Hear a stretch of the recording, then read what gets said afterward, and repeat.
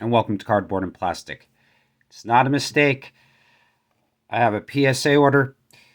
I sent it off at the end of July and got it back within 2 months, so pretty happy with that, according to my last experience with PSA many years ago. I think it was like 15 months right during the boom to get my order back.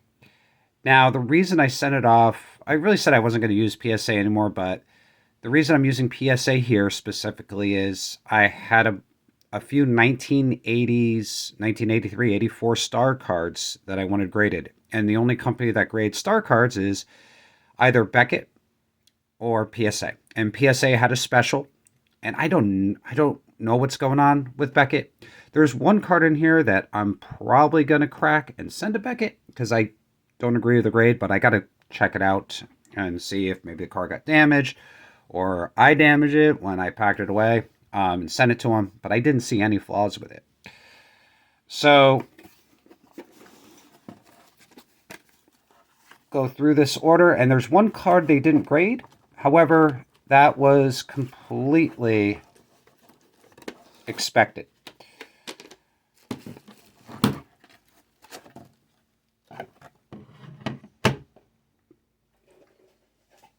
All right, I'll start with the star basketball cards. So,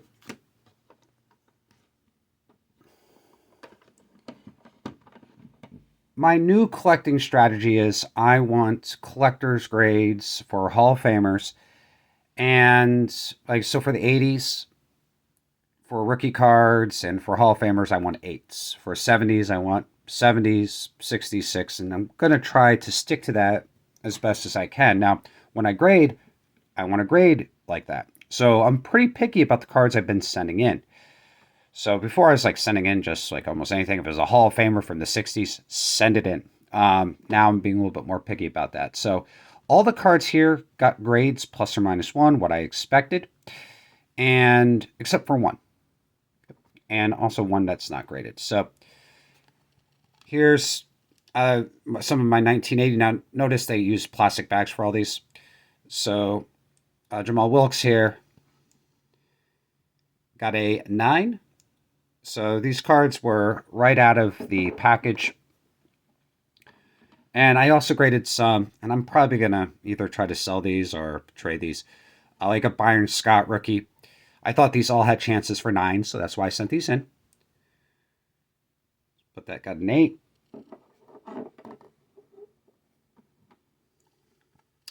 Kurt Rambis. I believe this is like his XRC, his rookie there. That got a 9.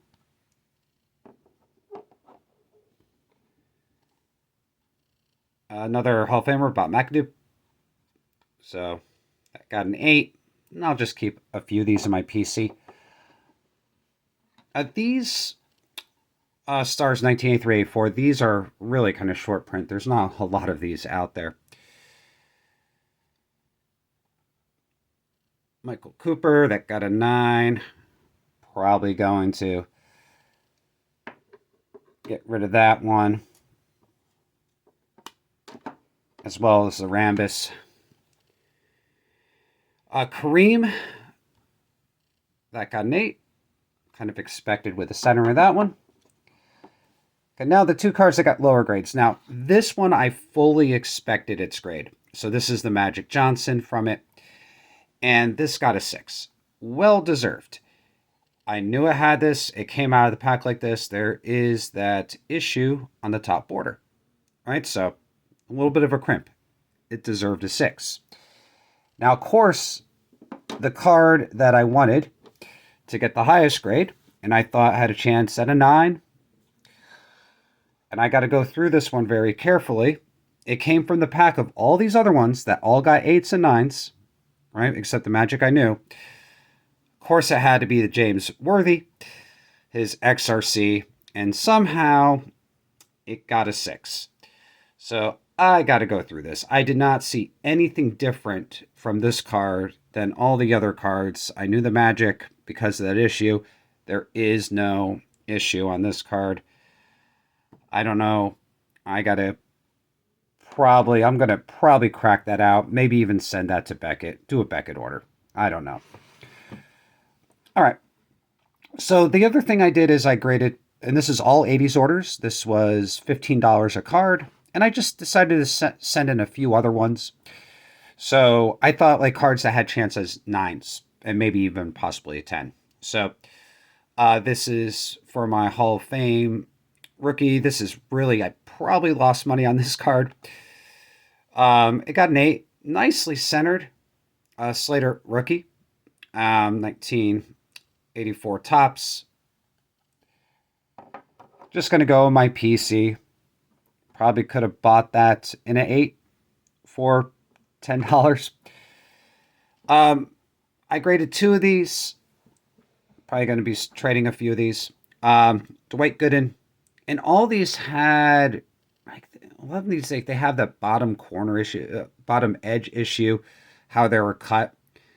And so I expected 8s on these. And I didn't just grade one.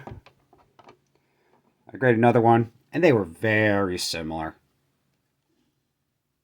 All right, so both got 8s. What I expected. Dale Strawberry, his XRC from 1983 tops traded. I had a bunch of these. I picked the 2 nicest ones, but they aren't as nice. I sent 2 to CSG, now CGC, and they both got 9.5s. Those cards were much nicer than these. But I said, like, these have a chance at a 9, at the lowest an 8. And the first one got a 9.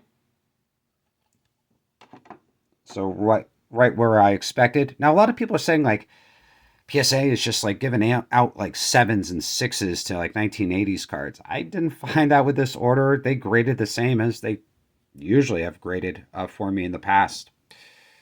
So another Darryl Strawberry. And that guy 9 as well. So 2 9s there on 1980s cards. And I got 3 other cards here.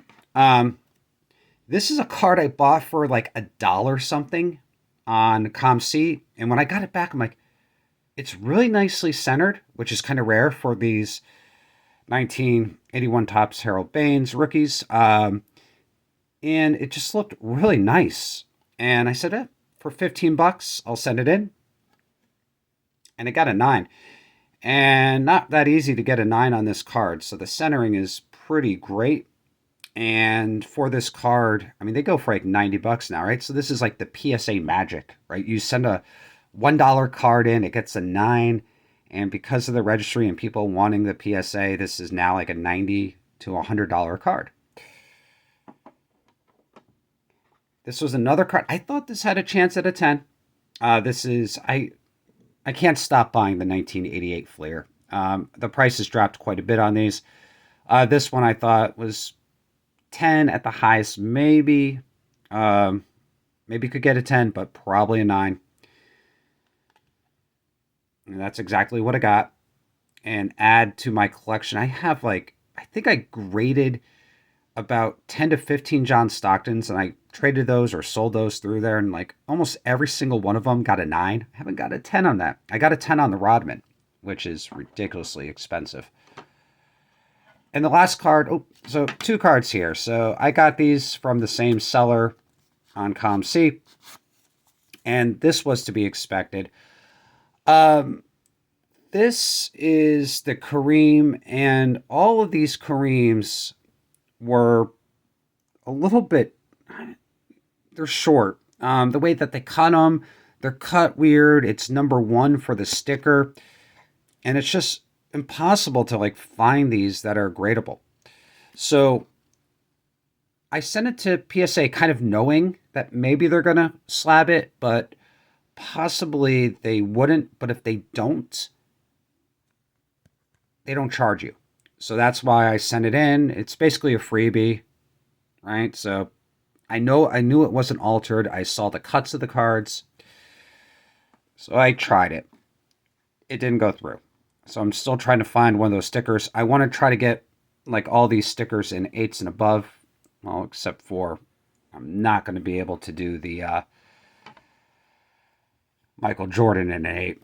But I want to try to get all these stickers. And this is a Larry Bird. I bought it from the same person on ComC that I bought the cream for. And I think I paid like $15 for this. And one thing, I will do one modification on cards, right? So I will wipe down a surface. I don't use any liquids or anything like that.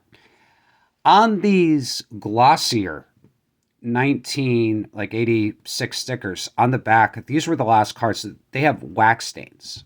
I will get pantyhose and I will wipe off the wax stains on these very gently. That's about all I do to cards. There's cards that are older with a cardboard that have wax stains. If it's just like an old cardboard card, you can't. I mean, the only way to get the wax stains off that would be something like soaking the card, doing some weird stuff. But with these glossy cards, if you just like rub it, it comes right off. So yes, I did alter this card in some people's viewpoint, right? Came from the pack with wax stains. Maybe it should keep a wax stain. I got rid of it. Flame me below in the comments. Is wiping wax stains off of cards altering? Let's get some controversy going here. Put them down. And so this card is probably one of the biggest cards in this that I got. So this got a 8, a little bit off-centered, but a beautiful card, beautiful surface. So pretty happy with that. So that and the Harold Baines were probably two of the biggest ones, and just pretty small cards, but a lot of these are just from my PC. So in the future, actually this week, I got another video coming. I sent a 5-card SGC order in. And I also have a CGC order that maybe will be coming back in a few weeks. So in the comments below, let me know which was your favorite card. And again, have a great day and keep on collecting.